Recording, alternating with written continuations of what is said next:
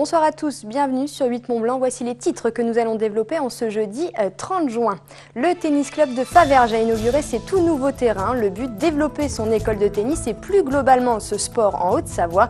Jean Gachassin, président de la Fédération française de tennis, était d'ailleurs présent pour cette occasion. Après 40 ans de vie politique à la mairie de Villagrand, Raymond Bardet tire sa révérence. Il aura marqué de son empreinte sa ville et ses habitants. Nous reviendrons sur sa carrière avec quelques anecdotes. Enfin, qui n'a jamais vu d'autostoppeurs entre Annecy et Faverges? Désormais, ces autostoppeurs sont plus facilement identifiables grâce à un kit. Julie Marchand nous fera découvrir ce concept. Mais avant de développer ces titres, ce jeudi matin, la direction départementale des douanes savoyardes a procédé à la destruction de 60 000 articles de contrefaçon pour une valeur estimée à plus d'1 700 000 €. Des ceintures, des maillots de bain, mais aussi des coques de smartphones, des cigarettes et médicaments qui pour la plupart ont été saisis aux abords proches de la frontière franco-italienne. À la veille des vacances scolaires, il s'agissait là de diffuser le plus possible le message de prévention quant aux contrefaçons. À noter que cette destruction est liée aux saisies du premier semestre 2016 en hausse de 725% par rapport à la même période l'an dernier. On écoute la directrice interrégionale des douanes Auvergne-Rhône-Alpes au micro d'Emmanuel Jaude.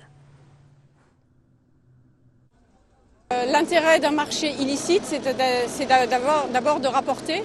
Et donc effectivement, l'économie souterraine que constitue la contrefaçon rapporte beaucoup. Donc cet argent produit par le commerce de ce type de produits sert, on le sait, à financer des activités dangereuses et en particulier des activités terroristes. Donc ça peut paraître un raccourci, mais c'est un début. Acheter un t-shirt de contrefaçon, c'est potentiellement financer des actions beaucoup plus graves contre la sécurité et l'intégrité des personnes et de l'État. Le tennis club de Faverges vient d'inaugurer sa toute nouvelle aire multisport. En service depuis le mois de mars, la structure permet aujourd'hui aux joueurs de pratiquer leur discipline dans de meilleures conditions et de développer leur école de tennis. Le président de la Fédération française de tennis était également présent. Reportage. D'après ce qu'on m'a dit, le tennis club de Faverges est réputé pour sa convivialité, les troisièmes mi-temps, on l'a dit, comme au rugby. Et désormais, il sera réputé pour ses nouvelles structures. Depuis mars dernier, les 230 adhérents du club peuvent pratiquer le tennis sur les 1300 mètres carrés mis à leur disposition. La mairie a porté le projet sur 2 mandats, une construction nécessaire et primordiale pour l'évolution du club. On avait des difficultés à contenter toutes les associations favergiennes. Elles sont nombreuses, elles sont dynamiques, donc c'était, on va dire, de notre devoir d'élus de faire en sorte d'ouvrir un peu plus de possibilités pour ces associations. Le coût de la structure, tout compris, c'est 1 111 000 € TTC. Un petit calcul entre les différentes subventions, c'est 11%, d'un peu plus de 11% de subvention, donc ça veut dire 89% à la charge de la commune Faverges-Settenay. Désormais, l'école de tennis va pouvoir se développer et passer de 40 à 90 enfants. On a déjà un très très bon niveau, mais le but c'est aussi de l'améliorer et que les meilleurs on puisse les entraîner 2 fois par semaine, parce que suivant le niveau où on joue, c'est ça. Parce que quand on rencontre des clubs comme Annecy, NCDE, Annemasse, qui ont des structures, les enfants s'entraînent 2 voire 3 fois par semaine. Et quand on s'entraîne qu'une fois, c'est dur de lutter. Et là, ça va nous permettre, voilà. Donc les jeunes que vous avez là filmés tout à l'heure, voilà, c'est l'avenir du club. Le président de la FFT avait donc fait le déplacement pour couper le fameux ruban. Mais il a aussi rappelé son attachement au club et aux dirigeants qui les font fonctionner chaque jour. Tous les champions actuels sont tous sortis d'un club. C'est indispensable, c'est là qu'ils ont été formés. C'est là on leur a donné le goût du tennis. Et c'est le club et le socle de notre belle pyramide. Et c'est indispensable. Et je suis sûr qu'un jour ou l'autre, peut-être, mais alors on va faire un pari. S'il y a un champion qui sort de cette belle ville, eh bien je reviendrai le voir. Vous frapperez quelques balles avec lui? On fera quelques balles avec lui. Le pari est donc lancé. Le futur Gasquet Outsonga est peut-être favergien. Nous vous en avons déjà parlé dans ce journal. Les anciens jardins de la Cassine à Chambéry vont être réhabilités en futur pôle d'affaires. La première pierre des 2608 mètres carrés de terrain a été posée. Un programme d'envergure qui sera réalisé en un temps record puisque la livraison des locaux doit avoir lieu pour décembre 2016. Autre chiffre impressionnant, après 40 ans de bons et loyaux services à la mairie de Villagrand, Raymond Bardet prend sa retraite de maire ce jeudi 30 juin. Son action a marqué sa commune. Rencontre avec un élu qui aura inscrit de son empreinte l'agglomération et le département. C'est un portrait signé Jean-Paul Crespi. Personnage au caractère bien trempé, le verbe haut, homme politique atypique, rarement un maire aura autant marqué de son empreinte la commune qu'il a dirigée. De l'aménagement du centre-bourg à la création des zones d'activité, Raymond Bardet a porté et développé de très nombreux projets lors de ses 7 mandats successifs, tout en préservant avec constance l'identité de sa commune. Je suis né à Villagrand, j'ai une famille qui existe à Villagrand depuis l'existence des noms propres, des noms de famille. Hier, j'ai dit que j'ai traité Villagrand comme une maîtresse, mais je m'en cache pas, c'est vrai. C'est vrai, c'est de l'amour-passion. Ça, c'est un trait de mon caractère. Non. Alors là, je vais vous dire une chose, s'il fallait que je fasse le béné oui ou le gars qui accepte tout comme ça sans réagir, ah non, je n'aurais jamais pu être maire. J'ai un caractère, j'ai pas un autre caractère. Devenu maire en 1981, il découvre le métier et gère sa municipalité comme son entreprise, avec parfois des coups durs et des blessures. Je veux d'abord qu'on garde l'image d'un homme honnête, parce que je prétends l'avoir été, mais surtout d'un gars qui a aimé vivre, parce que c'est quand même aussi, puis qui a voulu progresser sa commune, oui. Oui, je voudrais quand même... Mais je crois que de ce côté-là... alors le gros inconvénient, c'est qu'évidemment, dans des communes de frontières comme c'est les nôtres, les gens, ils tournent. Hein. Il y a un turnover extraordinaire. Mais il y a quand même les anciens qui sont là depuis longtemps. Le marché du dimanche, je suis présent. Je suis présent, je vais boire des canons avec les gens. Ils me racontent des conneries, je rajoute. Mais ça, c'est pas moi, c'est la famille. La famille, mon père était comme ça. Bon, on a vécu comme ça, on a été élevé comme ça, puis voilà. Pour ses collaborateurs et ses amis politiques, Raymond Bardet aura été un maire truculent, visionnaire emblématique, paternaliste et parfois contesté. Aujourd'hui, il part sans nostalgie.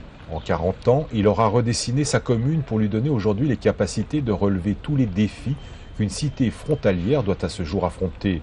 Un seul regret, ne pas avoir réussi à installer un manège de chevaux de bois sur le parvis de l'hôtel de ville.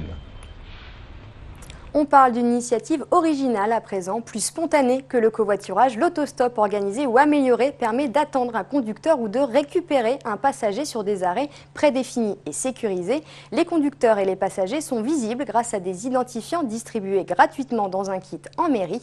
Une initiative lancée par le parc naturel régional du Massif des Bauges sur un axe très fréquenté.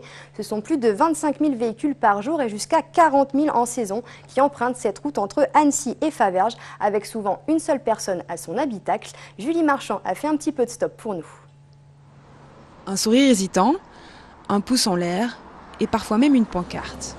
Si vous avez l'habitude de prendre l'axe RD 1508 qui relie Annecy à Faverges, vous avez sûrement déjà croisé des autostoppeurs. Au lieu que chacun soit seul dans sa voiture, on fait tous le même chemin, donc pourquoi pas être 2, 3, 4, en plus on peut faire des rencontres, ça crée du partage. Nous, par exemple, tous les matins, on part d'Annecy et on s'amuse du coup à faire des stats sur notre temps d'attente. Et en moyenne, on attend vraiment 5 minutes à peu près, quoi. Même s'il ne fait pas très beau, je pense qu'on ne va pas attendre longtemps et que tu vas voir qu'on sera pris très rapidement.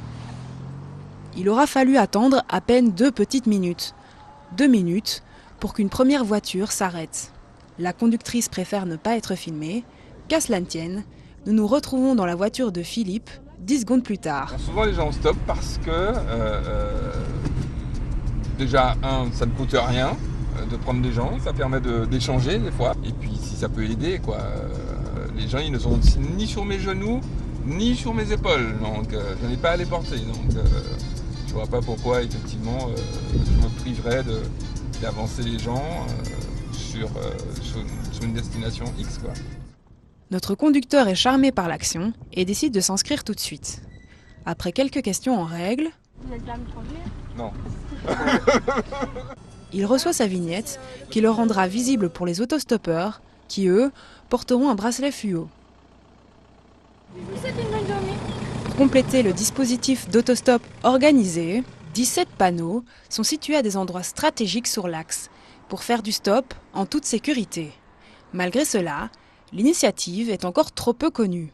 Donc à chaque fois qu'on fait l'autostop, on parle de stop embauche et beaucoup de gens ne connaissent pas encore le dispositif.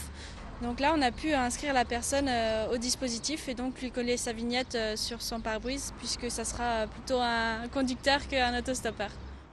Dernière étape, et puisqu'il faut bien rentrer au bercail, Laure lève à nouveau le pouce.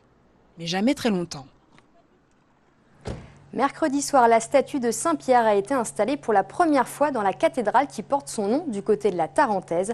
Après avoir traversé la grande rue de Moutier, son arrivée dans la cathédrale a été scellée par un accord signé par notaires et religieux. Les 3 sceaux en plomb ont été fabriqués sur place par un artisan.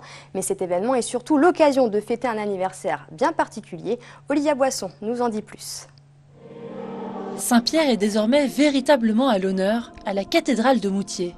Une centaine de personnes étaient présentes pour la bénédiction de la nouvelle statue dans le plus ancien édifice de la ville, qui fête aujourd'hui ses 1000 ans. Pouvoir, en 2016, faire venir une statue, ça veut dire que nous souhaitons que l'ensemble des habitants de Moutier puissent être fiers de leur cathédrale, qu'ils soient heureux de pouvoir y venir, qu'ils puissent venir regarder cette statue, qui est une très belle statue puisque c'est un Saint-Pierre qui accueille. Philippe Duret, créateur de la statue, a été retenu parmi plusieurs propositions. Il travaille depuis début janvier sur cette œuvre. Un appel aux dons destiné à rémunérer l'artiste est toujours ouvert auprès du diocèse et du centre culturel de Moutier. Elle répondait au mieux de ce que nous souhaitions, d'un Saint-Pierre qui est assez contemporain dans sa posture, mais qui rappelle bien évidemment l'histoire, et très accueillant, parce qu'il a un visage et une main qui ouvre sur le visiteur qui rejoint cette cathédrale.